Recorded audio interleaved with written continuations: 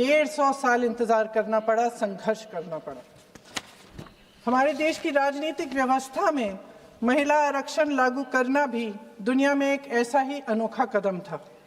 पंचायतों और नगर पालिकाओं में 33% आरक्षण का प्रावधान भी भारतीय राष्ट्रीय कांग्रेस की सरकार ने स्वर्गीय राजीव गांधी जी के नेतृत्व में सदन पटल पर पहली बार पेश किया, मगर उस समय ये प्रावधान पारित नहीं हो पाया।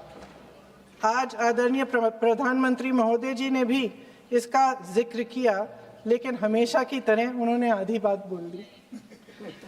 उन्होंने कहा, सदन को ये बताया कि विरोध करने वाले कौन थे, उन्होंने ये नहीं बताया। उन्होंने कहा कि इसका विरोध हुआ, कौन किसने विरोध किया और नहीं बताया।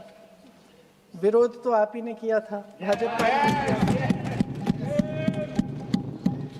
कुछ सालों बाद स्वर्गीय श्री पीवी नरसिम्हा राव जी के नेतृत्व में कांग्रेस सरकार ने इस कानून को सदन में पारित करके लागू किया। आज अपने भाषण में प्रधानमंत्री जी ने जब पंचायत की आंदोलित महिलाओं का जिक्र किया, तो ये समझ लीजिए कि इस कदम के चलते ही आज 40 लाख पंचायत प्रतिनिधियों में से 15 लाख महिलाएं हमारे लोकतंत्र में भागीदार हैं। 2010 में स्वर्गीय प्रधानमंत्री डॉक्टर मनमोहन सिंह जी और यूपीए की अध्यक्ष श्रीमती सोनिया गांधी जी के नेतृत्व में कांग्रेस पार्टी ने लोकसभा और विधानसभा में महिलाओं को आरक्षण देने का फिर से प्रयास किया। राज्यसभा में इसे पारित भी कराया, लेकिन लोकसभा में आम सहमति नहीं बन पाई। 2018 में आदरणीय श्री राहुल गांधी जी ने मोदी जी को एक पत्र लिखा और उस पत्र में उन्होंने कहा कि ये महिला का जो आरक्षण है ये 2019 तक लागू हो जाना चाहिए। मुझे लगता है कि यहाँ आकर प्रधानमंत्री जी राहुल जी का मजाक तो बना लेते हैं, लेकिन घर जाके उनकी बातों पर गौर करते हैं, क्योंकि हम आज उसी बात पर चर्चा कर रहे हैं। वैसे आज प्रधानमंत्री जी की बातों से ये लगा कि भाजपा ही महिला आरक्षण के चैंपियन, प्रस्तावक और सबसे बड़े समर्थक रहे हैं। इनके पूरे भाषण में यही बात थी, जबकि ये कह रहे थे कि इन्हें इसका श्रेय नहीं चाहिए। कोई भी महिला आपको बता देगी कि बार बार बहकाने वाले पुरुषों को महिलाएं झट से पहचान लेती हैं। थोड़ी सावधानी बरत लीजिए, पकड़े जाएंगे।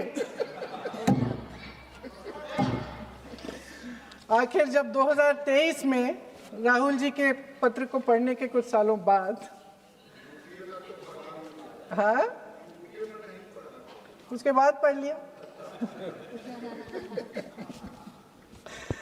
आखिर जब 2023 में आदरणीय प्रधानमंत्री नरेंद्र मोदी जी की सरकार ने यह अधिनियम सर्वसहमति से पारित किया, तब भारतीय राष्ट्रीय कांग्रेस ने अपनी विचारधारा के अनुकूल इसका पूरा समर्थन किया। आज भी इसमें कोई शक नहीं होना चाहिए कि भारतीय राष्ट्रीय कांग्रेस महिला आरक्षण के पक्ष में डट कर खड़ी है और खड़ी रहेगी। लेकिन अध्यक्ष महोदय, सच्चाई ये है कि आज की चर्चा दरअसल महिला आरक्षण पर है ही नहीं। जो विधेयक के सरकार ने पेश किया है, उसका प्रारूप हमने पढ़ा, उससे पूरी चर्चा ही बदल गई है। उनकी सरकार के इस विधेयक का सार सुनिए। सबसे पहले इसमें लिखा है कि संसद में महिला आरक्षण 2029 तक लागू होना चाहिए। हम सहमत हैं। फिर कहा गया है कि इसे लागू करने के लिए लोकसभा सदस्यों की संख्या 50% बढ़ानी पड़ेगी। मतलब कि सीटों की संख्या 543 से बढ़कर 850 तक बढ़ाई जाएगी। और इन सीटों को बढ़ाने के लिए एक परिसीमन आयोग बनाया जाएगा, जो 2011 की जनगणना को आधार बनाकर ये कार्य करेगा। ऊपर से इसमें कोई आपत्तिजनक बात नहीं लगती, मगर इसे गहराई से समझा जाए तो इसका असली मकसद उभरता है। वह राजनीति की बू जिसका जिक्र प्रधानमंत्री महोदय ने किया, वह राजनीति की बू इसमें पूरी तरह से घुली हुई है। दरअसल इसी सरकार ने महिला आरक्षण का जो विधेयक सर्वसहमति से 2023 में पारित कराया था, उसमें 2 चीजें थी जो इस विधेयक में नहीं है। उसमें लिखा था कि इसे लागू करने से पहले नई जनगणना और परसीमन कराई जाएगी। अब अचानक क्या हो गया? मन बदल गया।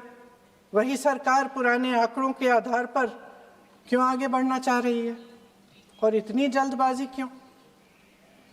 अध्यक्ष महोदय, ये हमारे देश की सच्चाई है कि प्रतिनिधित्व का सवाल जनसंख्या के सवाल से जुड़ा हुआ है। जब तक जातीय जनगणना नहीं होती, सभी वर्गों को उचित प्रतिनिधित्व नहीं मिल सकता। यह अनिवार्य है। ये सरकार 2011 की जनगणना पर आगे बढ़ना इसलिए चाहती है क्योंकि इस जनगणना में ओबीसी वर्ग की संख्या ही नहीं है।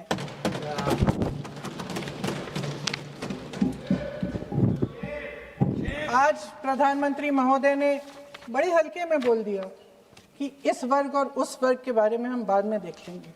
कौन सा इस वर्ग, कौन सा उस वर्ग? ओबीसी वर्ग की बात कर रहे थे कि हम बाद में ही देख लेंगे इसके बारे में। ये हल्के में नहीं लेना चाहिए अध्यक्ष महोदय। एक बहुत बड़ी संख्या है, एक पूरे वर्ग का परिश्रम है, एक पूरे वर्ग का संघर्ष है।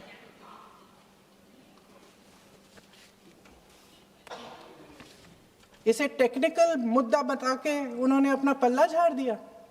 हम इनकी मांग कर रहे हैं, हम इनकी ज़रूरतों को आगे कर रहे हैं, हम कह रहे हैं कि इनको भी अपना हक मिलना चाहिए, और प्रधानमंत्री जी ने उसको एक टेक्निकल मुद्दा बता दिया। हमारे प्रधानमंत्री महोदय किस बात से घबरा रहे हैं?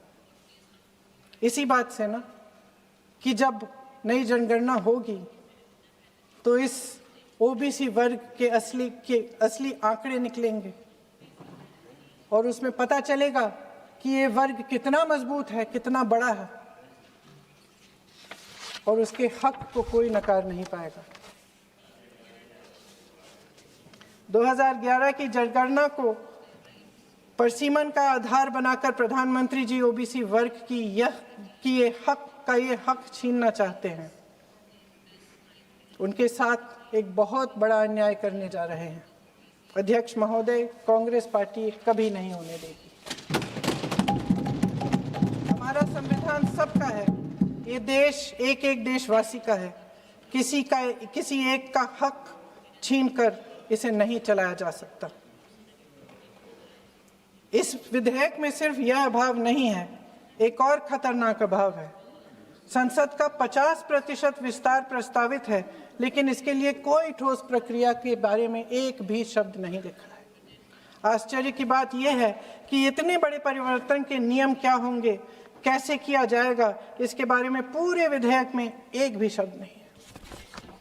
महोदय, संसद में भारत के हर प्रदेश की भागीदारी 1971 में निश्चित तौर पर तय की गई थी और इसमें परिवर्तन लाने पर रोक लगाई गई थी, लेकिन इस विधेयक के तहत ये सब बदलने जा रहा है। आदरणीय प्रधानमंत्री महोदय जी और उनके अन्य मंत्रियों के खोखले आश्वासनों के बावजूद यह निश्चित है कि संसद में प्रदेशों के वजन का परिवर्तन किया जाएगा। हमारे लोकतंत्र की व्यवस्था में इतने बड़े परिवर्तन के लिए पूरी प्रक्रिया बनी हुई है, मगर इनकी योजना यही है कि प्रक्रिया को नकारा जाएगा। जिस तरह असम में इन्होंने मनचाहे सीटों को काटा पीटा, विपक्षी दलों के नेताओं की सीटों का विभाजन किया और अपने राजनीतिक फायदे के लिए नई सीमाएं बनाई, उसी तरह ये पूरे देश में इसका मतलब ये है कि परसीमन आयोग में सरकार द्वारा चुने गए 3 जने इस पूरे देश के प्रदेशों का वजूद, देश के लोकतंत्र में उनकी भागीदारी और उनका महत्व तय करेंगे।